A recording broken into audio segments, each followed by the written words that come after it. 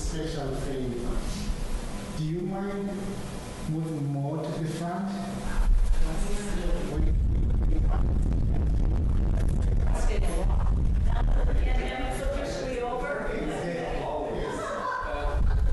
This is what I was saying.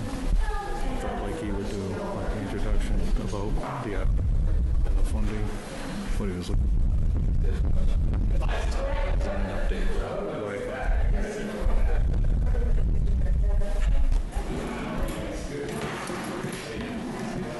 You don't need this stuff here. I just put it for my own notes because I'm.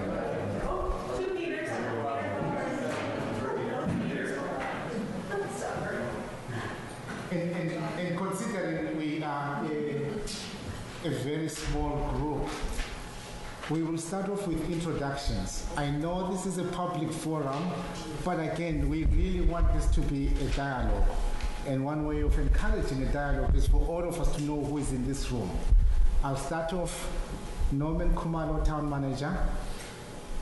Leah Stanton, Weston and Sampson. Tom Temple, Interim DPW Director. Dave Delfaro, Town Engineer. HK. Yes, Ashley. Yes. Ashley Simmons from HCAM. Yes. Mary Arnett, here in town, of course. Good evening, Mary. Dear Rhoda, the Town Council of the Historic District Commission representing the Historical Society. Thank you for coming tonight. Jim Burke, on Pleasant Street. Excellent, Steve. Cecilia Ronan, Board of Health. Steve Roy, resident. Paul Gallagher, also on sustainable lean, but I'm here for myself today. Thank you. And needs no introduction. Go ahead, Sean. Carol Kramer, Board of Selectmen, husband. Linda Clancy, a very concerned citizen. Thank you for coming. Peter Thomas, Top News, and the resident. Mike Riley, and I'm an alcoholic, I think everyone knows.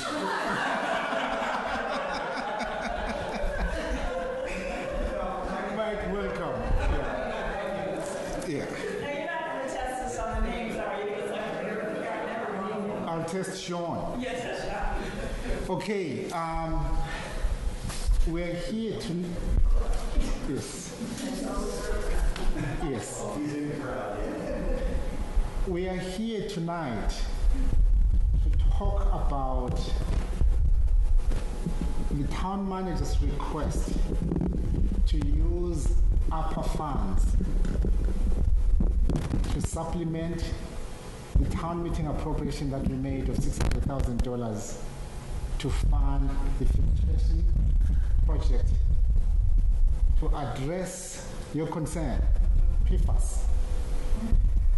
Specifically, I'm asking for your input in using $1,187,000 of the ARPA grant funds awarded by the United States Department of Treasury to be administered by the town manager from the Coronavirus State and Local Fiscal Recovery Fund in the Treasury of the United States, established by Section 9901 of the American Rescue Plan Act of 2021, which is commonly known as the ARPA Fund.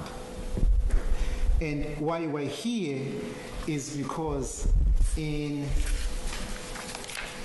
May 2022, we went to town meeting and asked for $600,000 to fund the to fund the installation of a filtration system at well number 6 at Fruit Street. When we sent the project out to bid, we were not surprised. The number came in substantially higher than what we appropriated at town meeting. And you may wonder, what is this project? And why would we now be asking for approximately $1.1 million of ARPA funds? Here tonight is Leah Stanton from Weston and Sampson. She will describe to you the project, what it is intended to accomplish for us, and we want to dedicate the rest of tonight to answer any questions you may have. Again, the object here is to get your input on the use of the ARPA funds to make this project happen. I know you may have questions on other aspects of PFAS. That's why tonight we have Leah to answer those questions. And also, by way of introduction, Tom Temple, retired DPW director, worked for the city of Marlborough as well as the town of Chatham as a DPW director, retired. He has agreed to come and help Hawkington following John Westerling's departure on an interim basis. So, fortunately for us, he has extensive experience working on PFAS out in Chatham. So, reserve the toughest questions for Tom. Leah. Initiation by fire. Yeah, the floor is yours. Okay. Good evening. We identified, the first time we sampled for the PFAS, I'm just going to call it PFAS, it's polyperfluoroalkyls, in the town's water system, October 2021, all right? So in well 6, and if you're familiar with the Fruit Street site, there are 4 wells on that site. 1, 2, and 3 are all on the opposite side of the street of where the old DPW used to be, okay? 1 and 2 are still active and in service, although not heavily pumped because they have water quality issues associated with manganese. And then 3 is not used at all anymore. We can say for the all intent, 3 doesn't even have power to it. And 6, which is one of the town's newest and highest producing wells, 6 is located up by the fields, up behind the old DPW, all right? And it is a good well. It is of decent water quality. Previously, it had very low levels of iron and manganese in it. And in October 2021, PFAS was identified in the well 6 well, okay? Now, there has been so much that is changing in the water business with regards to PFAS. So, the town responded to us and asked us to give them a price to put on emergency PFAS treatment, which was the $600,000 budget. And then as we evaluated this further, we deemed that we needed a longer-term solution. The filters, we had proposed smaller filters with that lesser budget, and it really needed to get scaled up to a higher size, primarily associated with that well 6.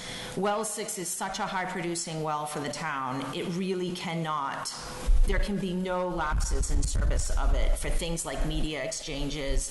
We can't take it down for a week-long period to do what we need to do. So we really needed to make a more robust treatment system at well 6. That is the primary reason for the difference in pricing, other than obviously, we are all chasing cost inflation right now. There are significant issues in the construction business associated with shortage of contractors, shortage of materials. All those things are all participating factors, but they are not the highest one. I believe the highest one is associated with the changes in filtration on well 6. So the plan for filtration at well 6 is going to be granular activated carbon followed by ion exchange. So if you look at the current accepted treatment methodology for PFAS in drinking water by the Massachusetts Department of Environmental Protection, they would tell you that there are 3 approved granular activated carbons for the removal of PFAS, and they would also tell you that they need 10 minutes of empty bed contact time, which is about the rate that the water goes through the filter, to remove PFAS, and that is to non-detect, okay? The first vessel, which is granular activated, and then they would say ion exchange media, which is this light beady media, and then it basically exchanges contaminants, would say 2.5 to 3 minutes of empty bed contact time. And there are 4 approved medias currently for the removal of PFAS. So you are going to have GAC followed by ion exchange. Okay. The primary purpose of the granular activated carbon is going to be to polish the water quality when it goes to the ion exchange, because ion exchange media is it can get clogged really easily. You can't backwash it. It's not as resilient a media as granular activated carbon, if that makes sense. So the water from well 6 will go through the GAC, then it will go through the ion exchange, and then it will go back into the well 6 building for chemical addition, which is sodium hypochlorite for chlorination, and potassium hydroxide for pH adjustment, and fluoride. Pretty sure it still has fluoride. Okay, and then it will go back out to the system. Am I wrong about the fluoride? I didn't think we did. You would know better than me, so yeah, thanks. So how did I do? What other? Go ahead. So the big question is, you have described a process that will work for well number 6. What does this mean for the town's entire water system? So in March 2022, the Massachusetts Department of Environmental Protection implemented a maximum contaminant level of 20 parts per trillion for the sum of 6 PFAS compounds. All right? So that gave us a target to treat. Well 6 was the only source that was above the Massachusetts 20 parts per trillion level. Since then, the Environmental Protection Agency has implemented a draft maximum contaminant level, and it is contaminant specific. So PFOS and PFOA are the 2 primary contaminants, which are, there's thousands of PFAS contaminants. So those are being regulated at 4 parts per trillion each. Okay, so since we implemented treatment, so well 6 will meet the Mass DEP levels, and since this in the EPA, which is a 1-year draft, so let's call it May 2023. There are the other sources in Hopkinton. I don't want to generalize, right? It's important to be super specific. There are other sources in Hopkinton that are right on those levels of the EPA MCL.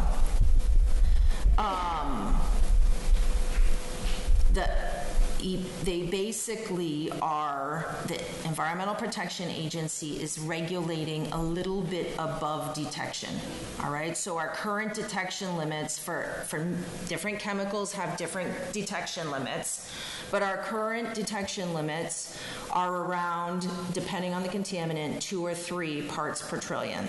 Okay, so EPA basically said we can't regulate anything that we can't measure, so they are proposing to regulate at 4 parts per trillion. All right, so wells 1 and 2 can be run through the new treatment system. That was one of the modifications that we made. The new treatment system is robust enough to handle the flows and is able to handle the flows from 1 and 2, but it will be a give or take because the water quality on wells 1 and 2 is not as good as in 6. It has higher manganese and iron, which will foul these filters and will cause us operational problems. But 1, 2, and 6 will be able to meet the MCL for the EPA, okay? So there 4 and 5 are your other sources which are not used much, okay? And then Alprilla, which is 7 and 8, those sources are the ones that are hovering right around that 4. And we're seeing, everything is so new in groundwater. Sometimes we see it going up, sometimes we see the levels going up with high groundwater, and sometimes we see the levels going down with high groundwater, right?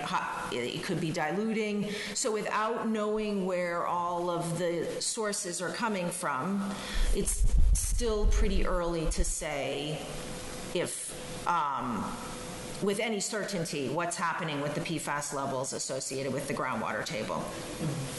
Do we know that all the places have been identified and the locations where they know that it's in the soil or?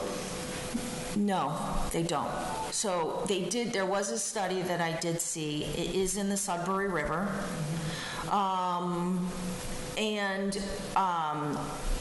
Yeah. It's pretty much everywhere at the levels that we're seeing it in Hopkinton. It's my understanding that the firefighting chemicals, the foam was one of the biggest things that brought them. Now, I'm about to drop a bomb because does anybody know about that place that fits that exactly about 100 yards from the wells down there at the street? Does anybody know about that? Yes, we've been made aware of that. Yeah. And what are they doing about that down there? We are currently speaking with engineers to identify a scientifically accepted method of investigating that observation. I'm sorry, what is that again that you said? And what is it that you said somewhere? There was originally a firefighting /academy type thing. They had put a big cement slab, and then they took old propane tank, big like tankers for tanks, pumped a certain amount of propane or gasoline or whatever into them, and then they firemen went in dressed with all their gear, they used the foam to foam it out, and that went into operation. That was in operation quite a while. Okay, and that site is closed? Oh, yeah, I mean, it's supposed to be, yes, but it says they're doing something, but I don't know. But it might be like a toxic site that has to be cleaned up or something? You're going to look into it? We're looking into it. It's a food state, to be specific. Right. Yeah. And if, just one last piece for Leah. The new EPA standard, Yep. which is 4 trillion plus 4 parts per trillion. What would the filtration system that we're discussing today do in terms of meeting that standard? So the filtration system that you will have at 6 will treat to both the EPA and the Massachusetts levels. So the treatment system that we will be looking for non-detect off of those filters for at least the sum of the 6, PFAS 6. You have your hand up first. I have several questions. I'm going to defer to folks in the audience first. Go ahead, Mike. One of the things you said was the magnesium and something else. Is there a way that, in how they set this up, that they could pre-filter those things out before it ever got to the other filters to prevent that from happening? I mean, that would significantly reduce any of the issues we would have. That would be my first one. And then my second question was, if we're setting their standards at 4, what do you think the likelihood is? It seems like we're discovering this, right? This is that they change the goal line and say it's really 2 or it's really 1.5. What about the adaptability of that system to then move the goal line? That would be my 2 questions. Okay, so the first question with regards to manganese and iron, we can remove them. It would require constructing a plant. It is a different type of filtration technology, and it is a different plant than the one we're building. So we would have to get the iron and manganese out first and then go to our PFAS treatment. Think of it. We have iron and manganese at parts per million. If you want to remove something at parts per trillion, you need to get the stuff out at parts per million first, right? That's the concept. So,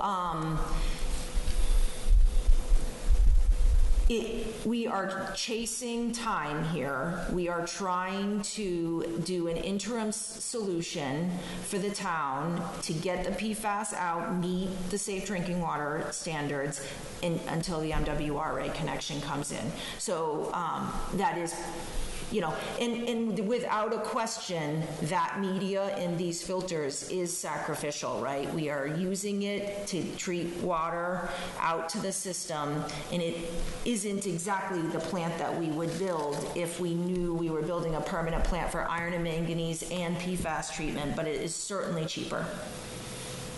What was the second part? The second part was the adaptability of the system should the standard be lower. So, this system will be able to treat to non-detect, even if they lower the detection limit. For only certain ones, though. So the carbon and the resin carbon has absorption sites, right? So what happens is you can watch the PFAS go through the filter. We watch it go through the bed of it. And when we start seeing it at the bottom of the bed, it's time to swap the media out. So we should be, depending on whatever contaminant we are targeting to replace the media out, we'll be able to treat it to non-detect. At some point it gets really expensive, right? Because carbon is not inexpensive, but we will be able to do that with this system. Go ahead, Shatul, and then. Do you have any analysis for the 2 compounds that the EPA standard regulates that are not in the 6? The 2 compounds, that's a good question. The 2 compounds that the EPA are regulating are in the 6. Sorry, the EPA is regulating 2 with precise standards, and then you've got the hazard ratio for the other 4. 2 of those 4 are not in the Massachusetts 6. And you have those in very low numbers. Does that answer the question? Yeah. So there are more than 2. The EPA MCL is more than 2 contaminants. It is they're doing the other suite of contaminants with a hazard index, which basically is if you have it if you have this one at high levels, and it's a health hazard index above 1, we have to regulate it. Okay, so yes, we checked the hazard index for Hopkinton, and you are well below 1. You're below 0.1, right? Like. Shatul, Dan, yes. Go ahead, Shatul. Quickly, one is that you explained the increase from 600,000 to 1.1 million. Can you calculate really what is the scope for this 1.1 million now. I understand it's a combination of scope increase and inflation, right? So just to clarify. Sure. So the temporary response would have been single pass filters. We would have gone through one filter out to the system.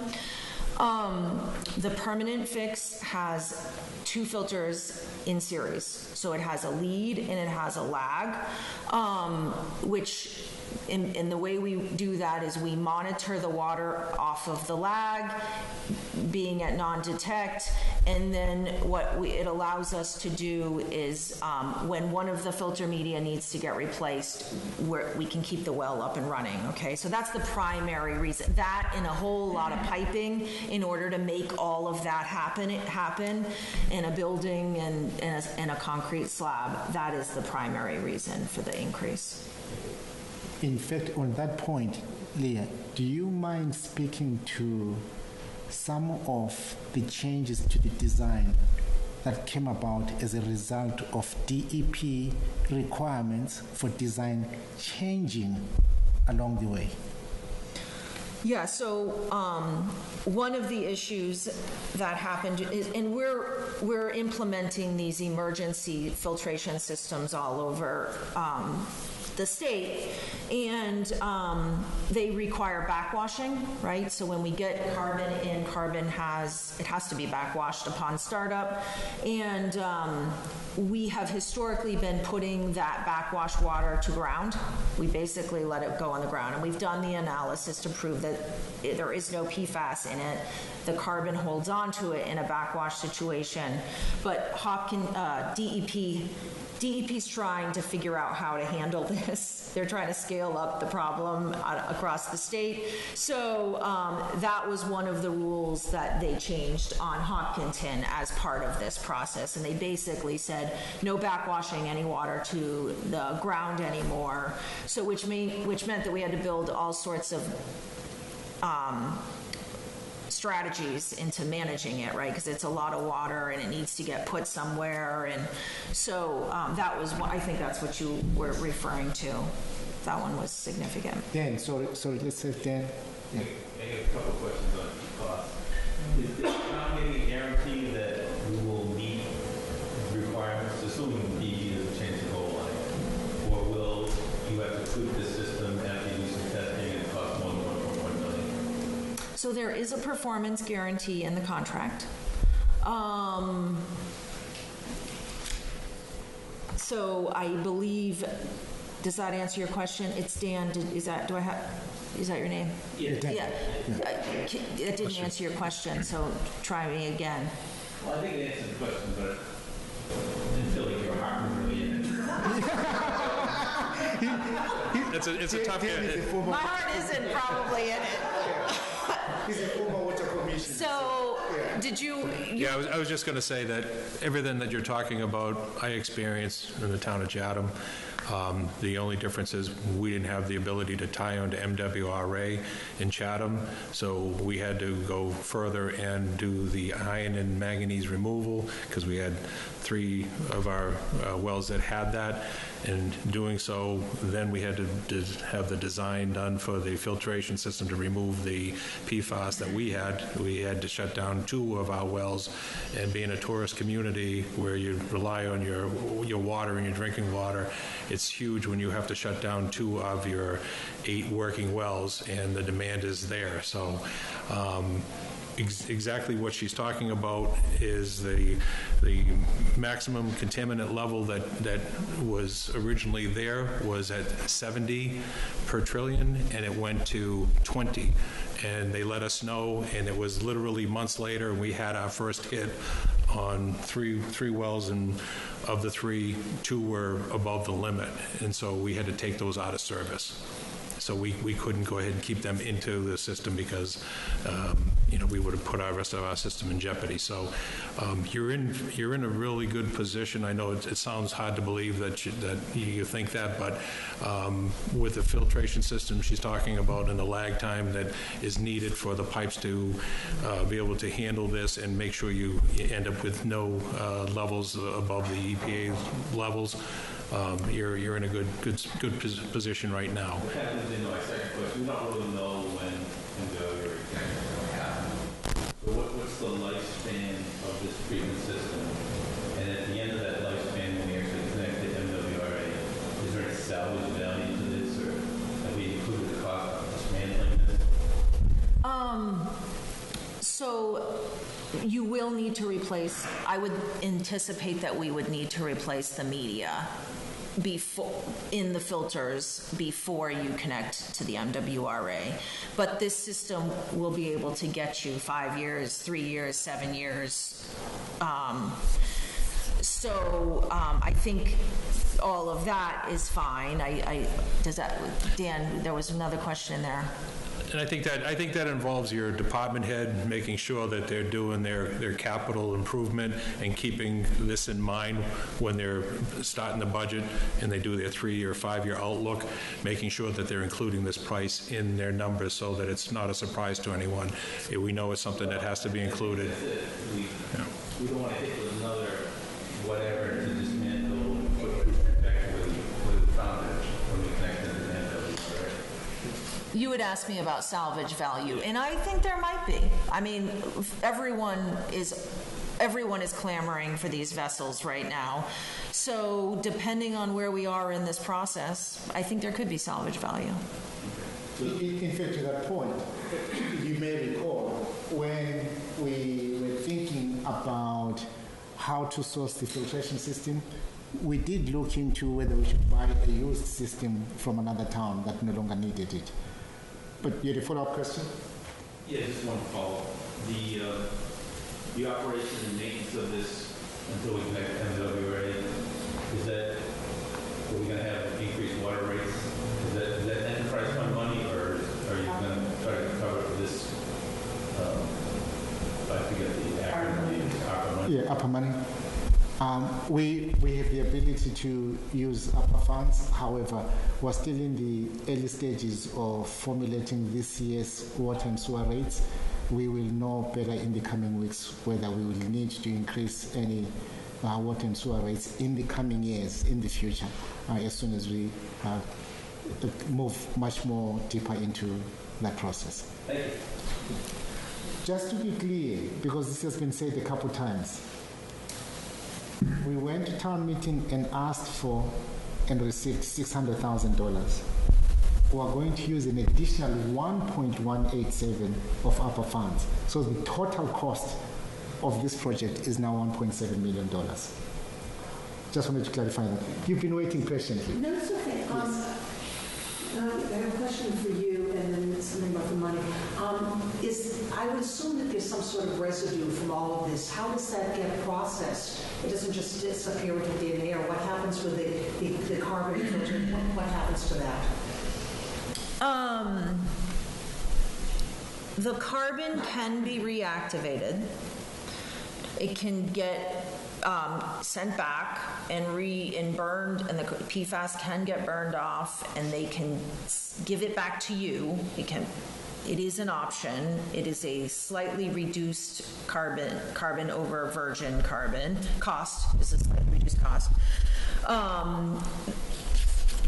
And the effectiveness of it is insignificant. There is no significant degradation of the carbon.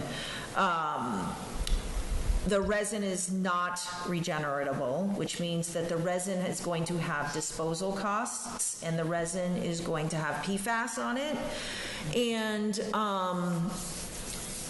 which is another thing that the state is clamoring, trying to figure out, because there are, I think I heard one landfill in the state of Massachusetts that is accepting PFAS waste at this point because they don't know what to do with it. So, there's disposal issues associated with the media used to remove PFAS from drinking water that the regulators have not totally figured out. Not just the regulators, but the industry has not totally figured out how to best handle.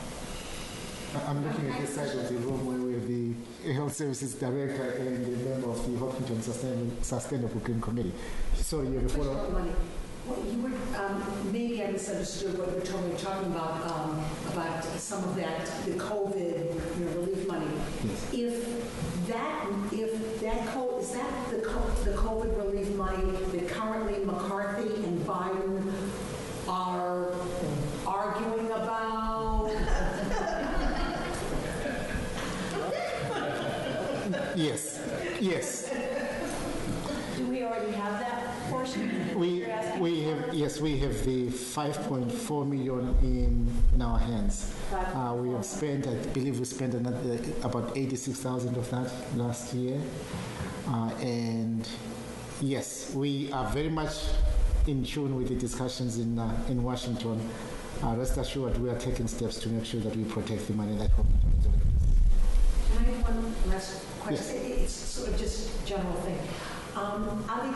Is the government somewhere out there looking at this thing as a larger issue? It doesn't affect the town of Hopkinton exactly, but I'm reading that just wildlife is drinking this water, and that's getting contaminated also. So are they looking at things that are a bigger issue, or it's just at that level right now, we're just trying to survive? I sure hope so. Yeah. In fact, it's a combination of the two. We are trying to survive at the local level, and at the same time, our partners at state and federal level are also looking into this issue. Don't have your answers yet. It's affecting all of us. It's affecting the entire country. It's affecting the entire Commonwealth. Yes, I think Mary was first. I know, Peter, you've been waiting patiently. Go ahead, Mary. I'll try to be brief. But back to your question, I didn't quite understand, Leah and Tom. If we have 8 wells and this filtration system is being put on well 6, so how do I know if the water coming to my house is going through another well and not being treated? Or that's a good question. What happens if 7 and 8 all go bad? And you said 1 and 2 could be treated through it, but they're going to cause quality problems in the system. I'm confused as to, is the whole town going to get safer water off all of these wells, or I don't understand. That's a very good question. And in fact, it has come up from several people in town. They do ask this question often. So, the answer to your question, are you going to get better water quality? Yes, right? So when the MWRA has PFAS around 2 or 3 parts per trillion. But that's when we get there. That's when you get there. Okay, so that's the end game. That's all that right now, that is the end game. We know that. So we're just trying to get you there as inexpensively as we can, right? So the answers to the question is that you will be in compliance with the Massachusetts DEP limit of 20 on Fruit Street, which will be 1, 2, and 6. Okay? Now, in fact, on Fruit Street, because you're doing this, you're going to be in compliance with Mass DEP and EPA. Okay? I don't know which well my house is on. You probably all drink a blend. You just drink a blend. That's the way distribution systems work. There's slushing and there's tanks and there's... So the water, we have to, I'm a municipal water engineer, okay? So we have to go back to some basics, which is always the Safe Drinking Water Act. You will be in compliance with the Safe Drinking Water Act, or you will be out. You're going to know if you're out of compliance with the Safe Drinking Water Act because you're going to get your water quality reports, and they're going to tell you what the limits are. So what's going to happen is when we clean up or when we remove the PFAS from 1, 2, and 6, it's really only going to be contributing from 7 and 8 at much lower levels. So let me just put it into frame of reference for you. Dave shared the numbers with me. The sum of 6 PFAS contaminants at 7 and 8 are like 7. Okay, 7 parts per trillion for the sum of 6-ish. And it's bouncing 7, 8, 10, whatever. The numbers at 6 are 40. Okay, so it is a significant difference in well 6. The PFAS levels at well 6 are significantly higher than the rest of the sources. Does that, I know, it's a blended. Water supply that's going to our homes and businesses and everything. And you're required to do quarterly sampling, and there's sampling at each of the wells as well, so they have a sense of what each well is getting for readings, and it's also in the consumer reports that we do, and monthly reports. Monitoring, Right. yep. I have a quick follow-up question. So I'm trying to educate myself on this, but my knowledge is still very limited. But I've been reading about you can install a reverse osmosis filter in your home that will take out these chemicals. Yep. So that would just be another level of getting cleaner water if I put a reverse osmosis filter in my home and use that for my drinking and cooking. Yes, so there are 3 ways, there are 3 approved ways to remove PFAS from drinking water: granular activated carbon, ion exchange, which is the resin media, and reverse osmosis. So I can assure you, reverse osmosis is the most expensive, 100% the most expensive. But I've seen systems, depending on how much volume. That is totally your call. Totally your call. That's not very expensive. But GAC, yeah, you could install a point of use system in your house for the removal of PFAS. You could do that. And I'm thinking, why aren't we promoting that information more? Because, I know there's different volumes. If you're just going to use it for cooking and drinking, there are different size systems that you could put, say on your kitchen faucet or in an area or something. Why aren't we promoting that more to let people know, say, hey, for $500, you can put a reverse osmosis filter in your home and at least have safe drinking water for cooking and drinking. Now, I do understand there might be some negative things about that because it takes out all the good stuff you need in the water too, good minerals and things, right? I think it kind of removes everything. And so natural, clean drinking water has minerals in it that we need, which the reverse osmosis filter would take that out as well. And so you got to balance it somehow. So we did a survey a year ago, and we looked at point of use versus point of entry versus bottled water systems, and it unquestionably passed. Everyone wanted point of entry to the distribution system treatment, which is what we have been responding to do. So the in-house systems, there's no way for us to monitor those in-house systems. That would be on you. And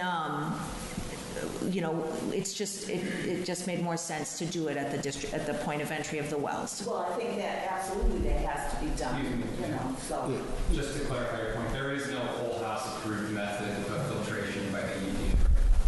There's only point of use approved, meaning you can only get it on a single tap and a single faucet right now.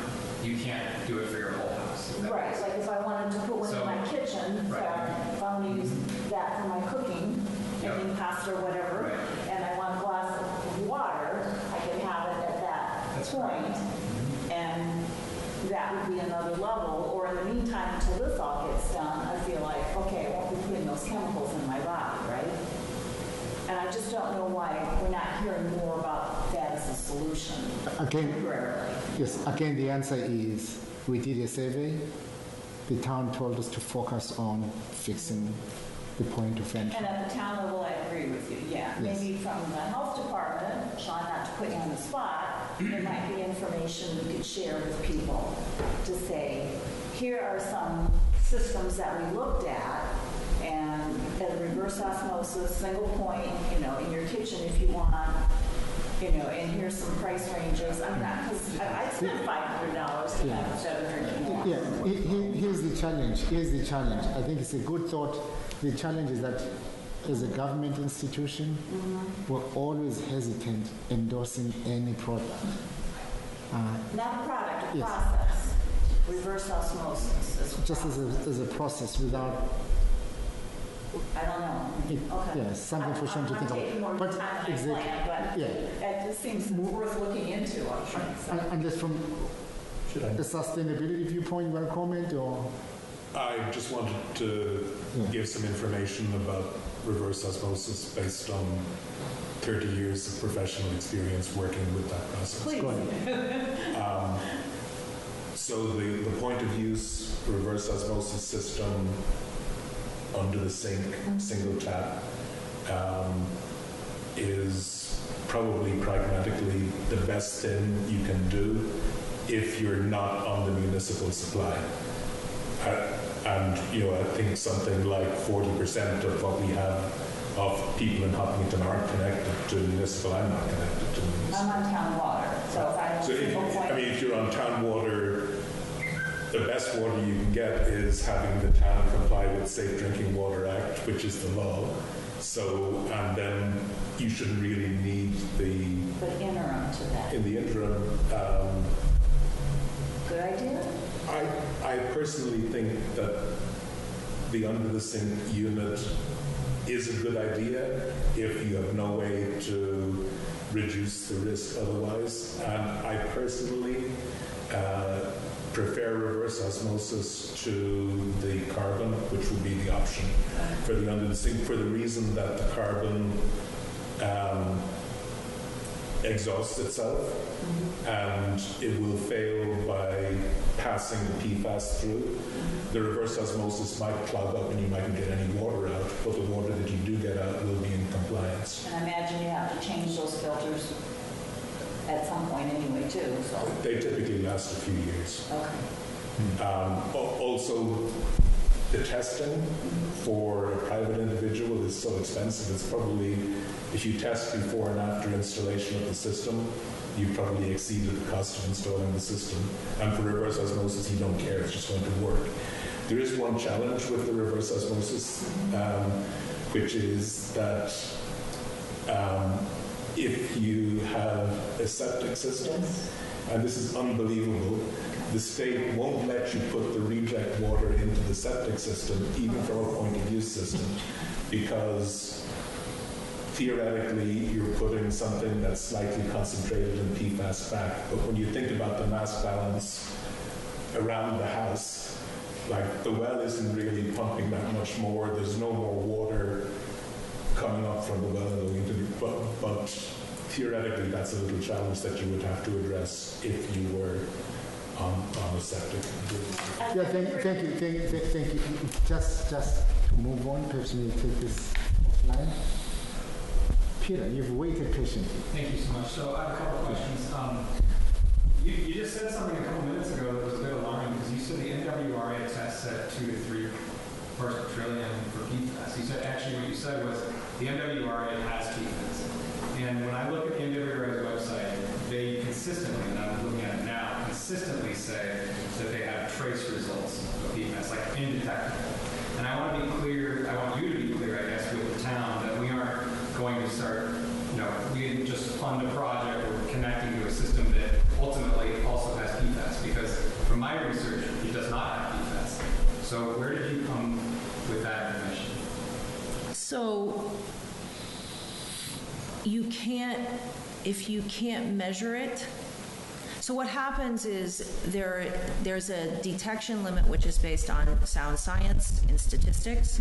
That's how they determine the detection limit, right? That's how they state what that is. And then you can actually see it at levels below the detection limit, but you just can't accurately quantify it using statistics. And don't hold me to that, but that's roughly the concept. So the MWRA has PFAS. PFAS is everywhere.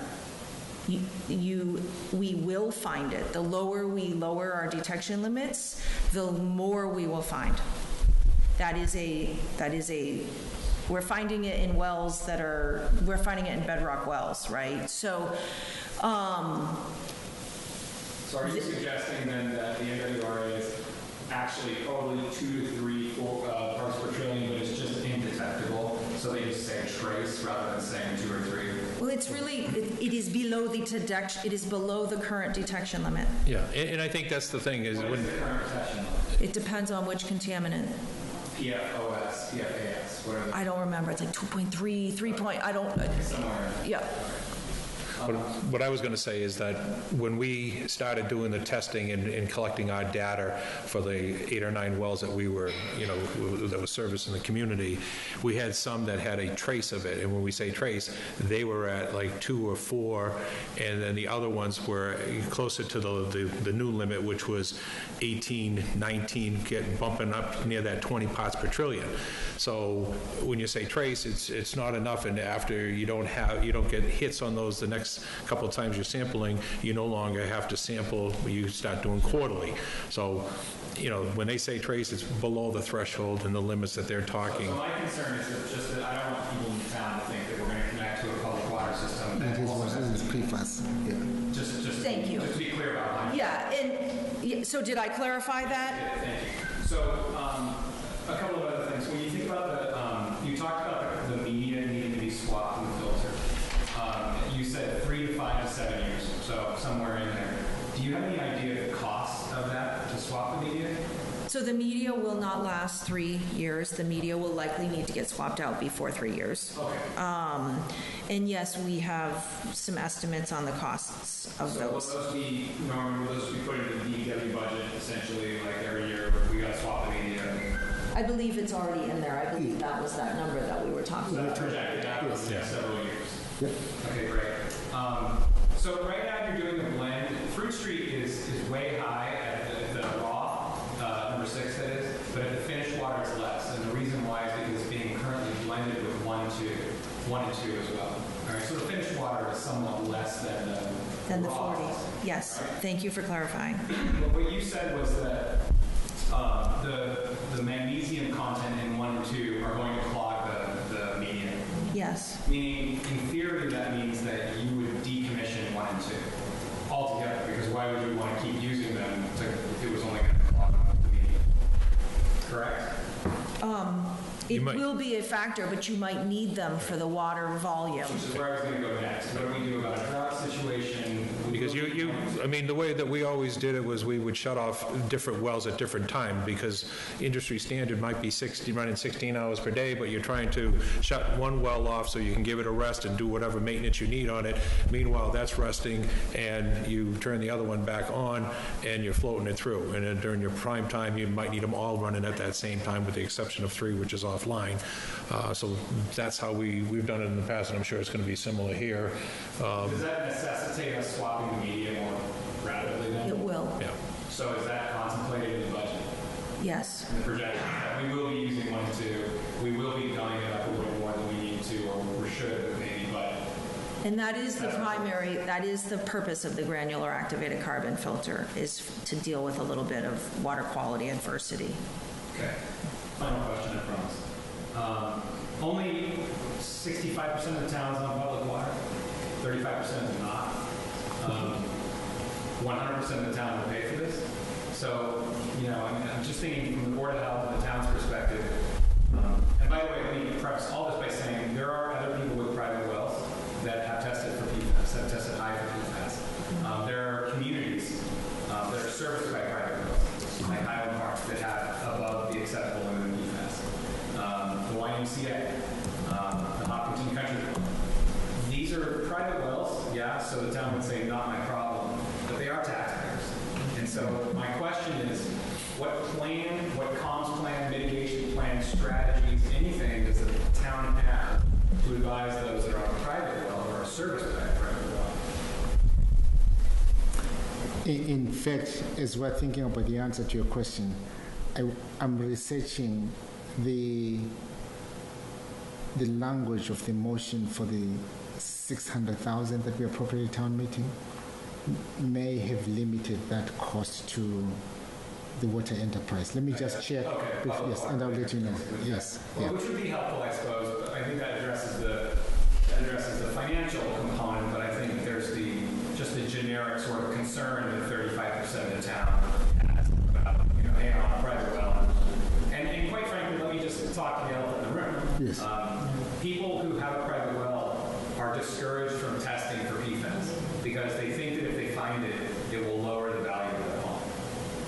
So they are actually not testing.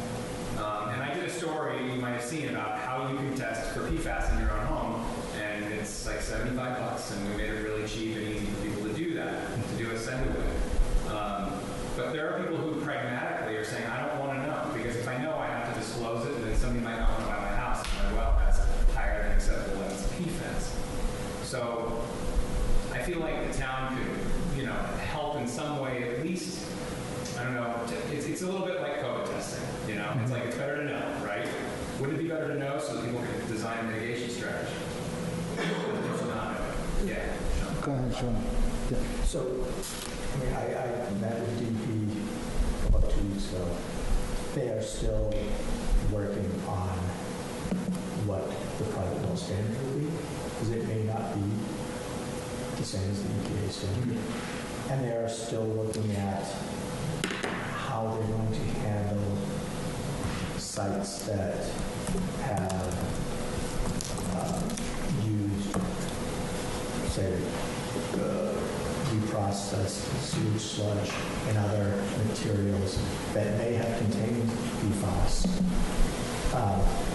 There may be some exclusions or protections available to those that are in issues that have resulted from that use. So there might be there is an agricultural exemption that's fairly commonly known for people who used legacy pesticides in the past. There is talk about deploying a similar strategy for PFAS. But this is all still in the works. Yeah, and that's the sure. And I understand that we don't have DEP guidance yet, but we do know that it's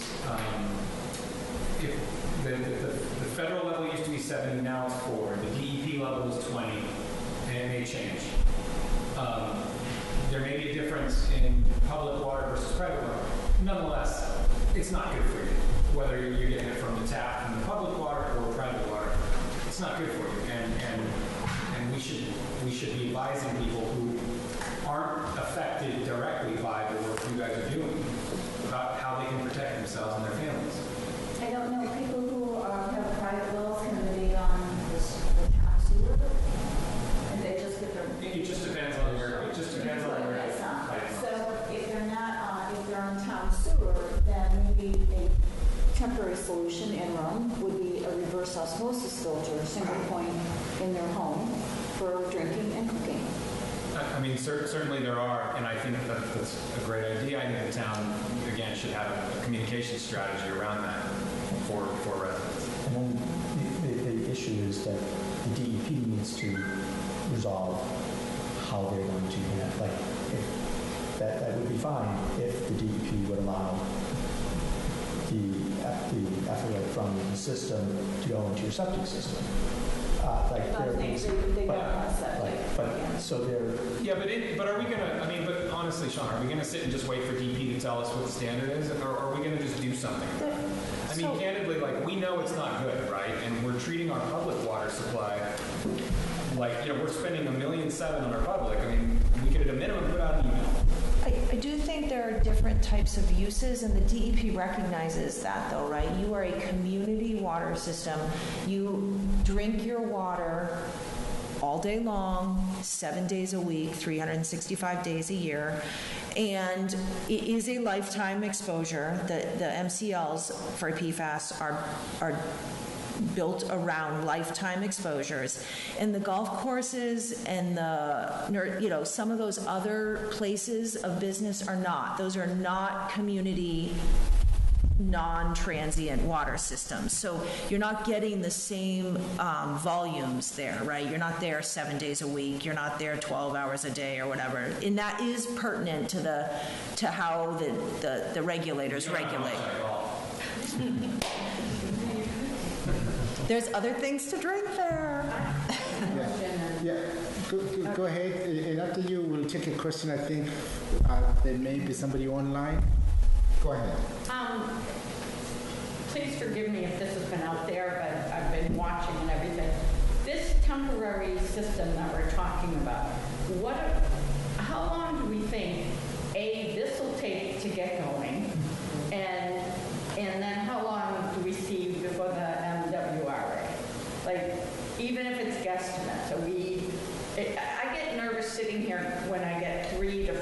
to 7 years. I mean, this has already been going on a while. People die. I had someone in my house die from cancer. And, you know, we seem to just be talking.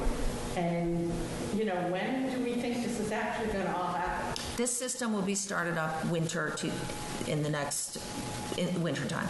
This coming winter? That's the reason why we're doing this. If we spend the money. If you approve the money. So we're talking winter 2023. Okay, so if we do that, and you're saying this could last 3 to 5 or... This is a permanent solution. It's as permanent as you are ever going to need it to be because it's going to get you through to the MWRA. And do we know when that is? Well, I would think this is a 20-year system, to be honest with you. This thing will last 15 to 20 years. So if we do this, are we then as a town going to start having issues with people saying, oh, well, this could last 20 years, so we don't have to spend the other money to join the MWRA? Well, keep in mind, you also have to worry about the other factors, which is your magnesium and the removal of your iron. So you're looking at the big picture, what's the best for the community, what's it going to cost to build treatment plants that will not only take care of the iron and manganese removal, but also the PFAS that would also, so you're talking, if you had to build separate facilities or 2 of those wells together and build it, you're talking a lot of money. So when you add up the numbers compared to tying into the MWRA, it makes perfect sense in the direction you're going. So I'm confused then, because you said at the beginning that this is temporary to get us to MWRA. But now I'm hearing this is a permanent solution and that, you know, that other MWRA may cost more money. So are we going to have that issue where someone's going to come back in 3 years and say, you know what, this is permanent, we're not going to go to MWRA now? I mean, is that what we're thinking? No. So the town, we've been struggling with MWRA decisions since I've been working in Hopkinton, which is 10 years. So you all were struggling with enough volume of good water quality. We needed to build plants for the iron and manganese removal. We were comparing those costs with MWRA. We were looking at volumes. We were looking at sites, which actually was pairing up pretty close with the MWRA, right? And when we looked at the costs of the town maintaining their own water systems over 20 years, it compared with the MWRA. When we looked at 40 years, it was far more economical for you to maintain your sources, okay? And then PFAS hit. PFAS was the trump card for Hopkinton, in my opinion. So, because when you're removing PFAS, now you have to get rid of all those other things that we were struggling with. And so it was kind of it was the icing on the cake. And when you run those analysis, Hopkinton needed 3 things. They had to be impacted by the drought, they had to have water quality impacts, and they had to have water quantity impacts. You hit all 3 when you hit PFAS, which is when we made the decision to go to MWRA. Plus, if I might, being with the MWRA, if there's something else down the line that we don't even know about yet. That's right. You know, and we're on the MWRA system, they're going to be addressing that. And so that we don't have to address it individually again, which might end up costing us more money. So I think long run MWRA makes sense, right? Yeah. Thank you. The answer to the earlier question, the 600,000 was appropriated from the water enterprise retained earnings. So only ratepayers pay the 600? Yes, correctly. And Leah, it may also be helpful for you to clarify the filtration system as a permanent solution. I thought perhaps you were referencing to the years that the system may last for if the town so chooses, but we have not proffered this as a permanent solution. Correct. Okay. It's a 15, 20-year solution. Meaning it's built for that, but not that we anticipate. Thank you. That's kind of right. Exactly. And on that note, I was sorry to interrupt, wondering if you want to give a few lines of update on MWRA progress or discussions.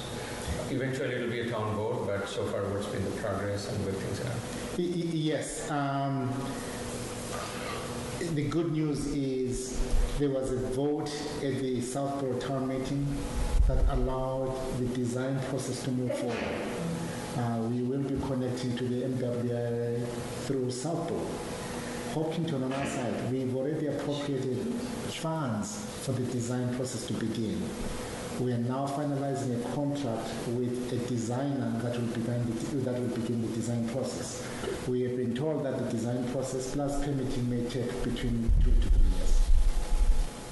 I think you're going to confuse people. I think people are going to be like, you're out there saying this is a permanent solution, but then you're also spending money on this other solution. Again, let's clear this. The filtration system is not a permanent solution. It's an interim solution. The filtration system plus the MWRA that is the permanent solution. It's not the filtration system alone that's the permanent solution. It's the combination of the two. We are planning to decommission well 6 once we're connected to the MWRA. All of your We are sources. planning to decommission every year. Yeah. Right? Yeah. Meaning the filtration system, in theory, could be sold off to another town that has PFAS but doesn't have MWRA. Okay, Dave, we have a question online. Yes. Scott Glover? Hey, can you hear me? Yes.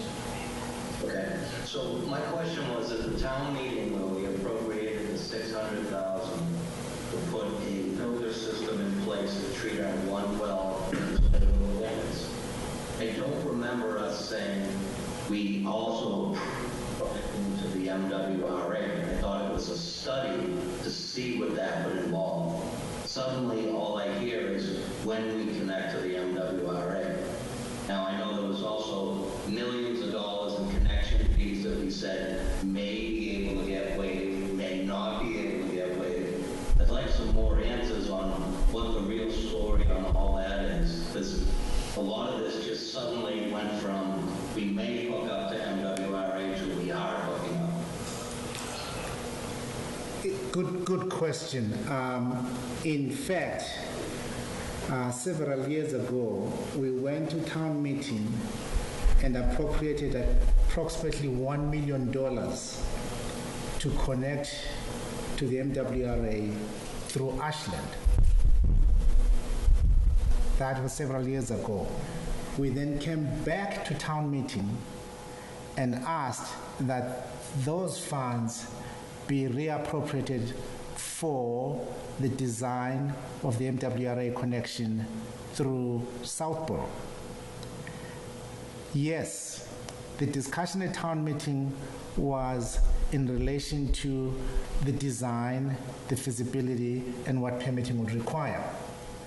We have stated clearly, we still need to go back to town meeting to discuss, and if approved by town meeting, appropriate funds for the actual construction of the connection to the MWRA. So, since it's not been approved to connect, I don't think we should continue to say when we connect to the MWRA. It should be if we decide to connect to the MWRA, because there's millions of dollars involved in that and much higher water bills for everyone. Correct. Again, to be clear, the appropriation for the design to connect to the MWRA has been approved. The appropriation for the construction of the project has not occurred. There was another. Peter. Yeah. Question. You have, you know what the amount of PFAS is in that well 6. What's the breakthrough time in the carbon? Rough order of magnitude? And then as a follow-on to that, what's the cost for carbon for one cycle, say? So we think the carbon will last about a year, and the cost is around $40,000. What is the cost of the manganese iron filtration system? Is that roughly what we're talking about here in the $1 million range, or again, order of magnitude? So the going rate to build a Iron and manganese filtration plant, followed by PFAS treatment, is about $20 million. I shouldn't have retired. Not on the menu. It's not on the menu. That's just big enough for one town. That's just big, guys, that's just for one source. That would have to be duplicated at other sources. So iron and manganese, is that expensive to get out? Yes, it's a plant, yep. It's 2 plants, actually. It's a grain sand plant followed by a GAC. That'll drive us to the MWRA. That'll drive you down to, sorry. In fact, I think, in summary, why we're talking to the MWRA is we learned very quickly that the permitting process for our existing sources was going to be cumbersome. And the restrictions were actually pointing towards a lower withdrawal limit for Hopkinton than what we currently have. Secondly, we also have said we have to address global warming. Drought issues affect all of us in the Commonwealth. And then thirdly, we realized we did not have the volume of the water that is required to sustain this community's needs. Alongside that, we were running into quality issues, water quality issues. And then related to that was the hit via PFAS. All of these combined pushed us towards the MWR. You don't actually need our approval to spend that 1.1 million though, do you? I mean, you've got it, it's there, and you can allocate it to the filtration system, right?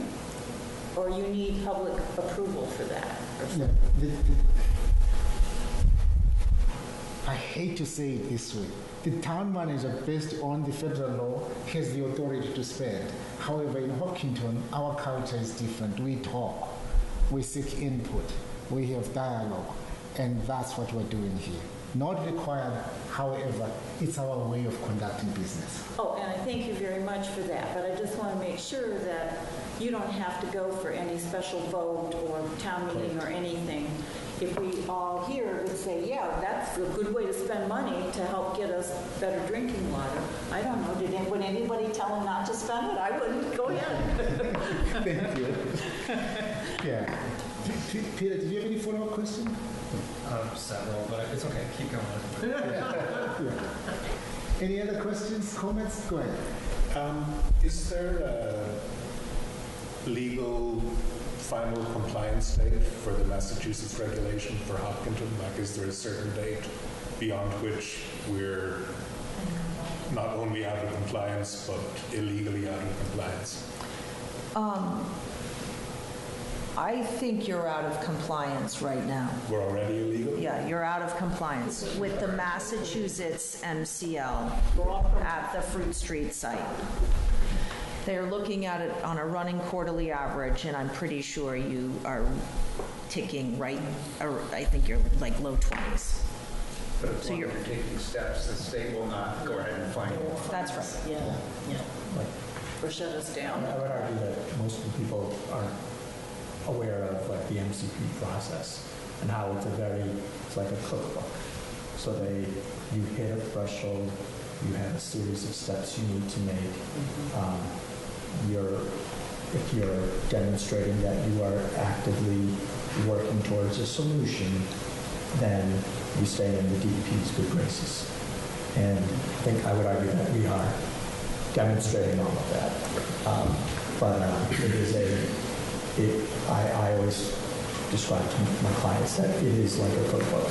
You start it, the first step, and then they prescribe how you're going to move. And if you follow those, you get the end result.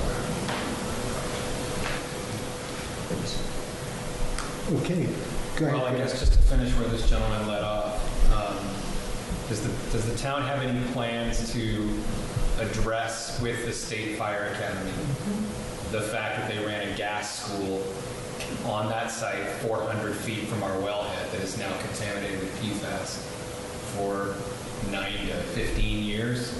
And if so, is there any possibility that we can, I don't know, have them subsidize some of this?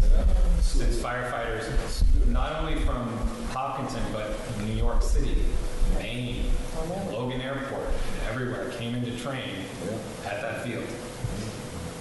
Do we have any plans to chase that one down? We're looking at our options. Good.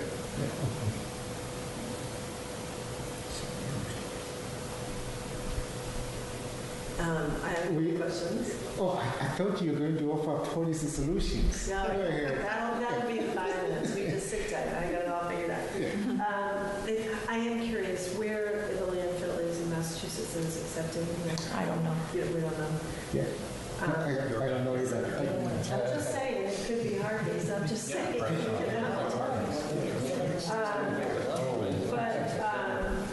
The other question I really have is, so it continues to, I really appreciate the hard work and the solutions that are forming for the public water supply.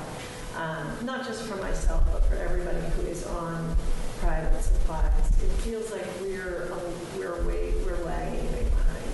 So one question is the PFAS, is the ARPA money available to help private residences who are already finding that they're in trouble to address their water concerns?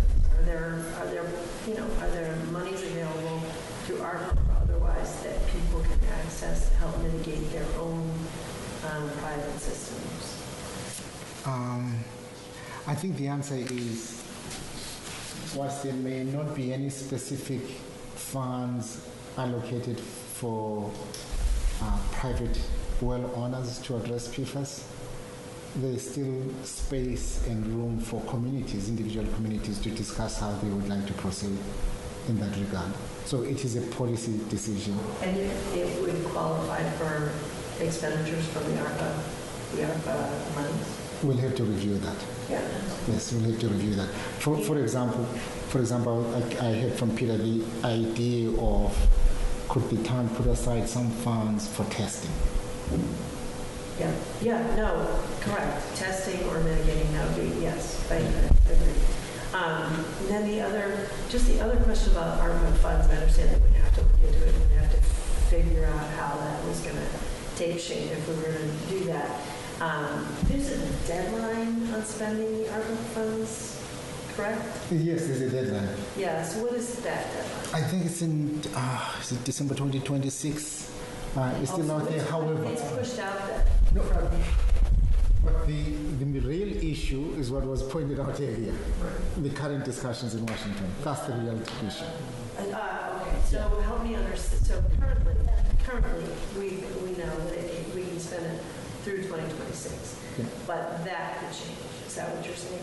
It may change. There are discussions pointing to a demand that all unspent COVID-related funds come back. Yeah. Okay. Yep. Now that the emergency is over. Yes. Hi, Mike. Hi, how are you? And I guess, one of you gentlemen is from Gordon. So, I'm Mike Riley. I do residential real estate. So when some of the towns have tests, if it's a private well, they require certain testing of certain things. Arsenic, sometimes like Sherburne has arsenic and radon. Do you anticipate anything coming out that makes it a requirement for testing of these wells for PFAS or anything else, that we have, so people can come here knowing that they are required to have safe, that the water is going to be safe. And I know the effect that somebody said about selling a house, but certainly with radon, for example, is one of the most dangerous gases there is, and very few people test for it. I have to convince people to spend money to test for radon or arsenic. Is that something you anticipate that we might be making a recommendation that you test in your private wells for PFAS? So historically, the health department has assessed the risks that the recite spills, whatever, represent through the wells within the town property. And over time, when MTBE was an issue, we started looking at gasoline additive. We implemented testing requirements to start looking for the certain chemicals that might be associated with the Westboro service station on the pipe at sodium coming in from the Mass Pike and 495 road salt. And we adopted regulations to help us identify potential problems that might exist and then assess for chemicals that might have been discarded through everyday use at the home. This issue, because we're still waiting the standard for private wells, we're still trying to figure out what the approach that they're going to take towards treatment, how they're going to advise on carbon filtration use if you were to install a carbon unit. The fact that there aren't a lot of home systems, and then there's the MCP and how it applies to private wells. But the state doesn't have jurisdiction over private wells, but they have jurisdiction over sites that have no exceedances to the Massachusetts contingency plan, and that creates this other ball of wax, which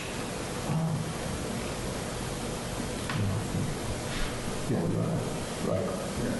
In fact, Neil, before you answer, we don't have any answers on that. Yeah. So what we are hearing from Sean is here in Hawkinton, we're not ready to take that step. However, in our private conversations, Sean, he has indicated that some other towns may have taken that step. That would be a policy decision. Exactly. Just that one. Exactly. That could change. Yeah.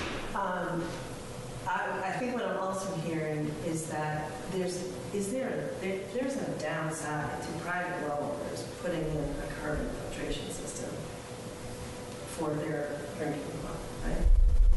Is there any reason why you wouldn't want to do that? You got to manage the cost. There's no disposal cost. Cost, okay. Well, yes, but I'm just saying, yes, right? Cost. Cost is always a thing. You have to pay for it. But it's all plus.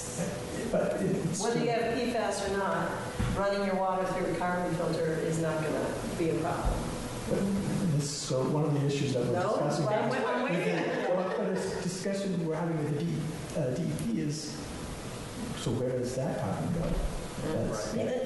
Is it going to our? Is it going to our? Like, are we just? We don't have a process in place for that. And that's. I mean, I get. I understand the frustration, but that's why we are working towards. And why we're engaging with the DEP, because we are trying to, I'm identifying these types of questions. Okay. And so my question really was for an individual homeowner, but I get you answering from a more global, and I appreciate that, from a more global perspective. The use of carbon in that fashion has its own downside. I get that. Okay. It's like dealing with asbestos. Please. It's an interesting analogy, though. Like if you were discarding PFAS contaminated charcoal in the future, do you have sprinklers for anybody? Like we don't have answers to any of this stuff. It's still a lot of theory. There's still a lot of discussions, but they're meeting, I think, daily still. In certain areas to discuss. That might be a bigger concern than most people need to worry about today. Okay. I promise, Tom, there will be one very difficult Hopkinton unique question for him. Shatul, go ahead. You may have covered it already, but I was wondering, hypothetically, obviously, to go to MWRA, we have to get the town approval, town board budget. It's a process. But hypothetically, if we are looking at a time horizon of 3 or 5 years, do we know or have any projection what would be our maintenance yearly for maintaining the new filtration system with media exchange, or if there is any other flushing out of PFAS, any other costs involved? So we've done a lot of that analysis. I worked with John on it, and we can share it. It's just think of it annually. Annually was our worst case. Media needs to get swapped out annually, and we're hoping for less. I seem to recall that John did a presentation at a town meeting that really looked out and compared costs of different systems, and even at that meeting, I felt that there was an audience acceptance of going to the MWRA as the long-term best solution. That he had covered a lot of those costs and issues and whatnot. So it's probably out somewhere on our website or something in the town. Yeah, we will provide the information and place it on the website. Okay, sure. For the company. Dave, any questions online? No. Well, let me take this opportunity to thank you all for coming out tonight to share your thoughts, concerns, and insights on PFAS, as well as thank Alea from Western and Sampson for being here to answer the technical questions, and also to welcome Tom Temple, our interim DPW director. Thank you all. Yeah, thank you. Thank you. Thank you. So you're going to spend money? Spend it quickly. Spend it quickly.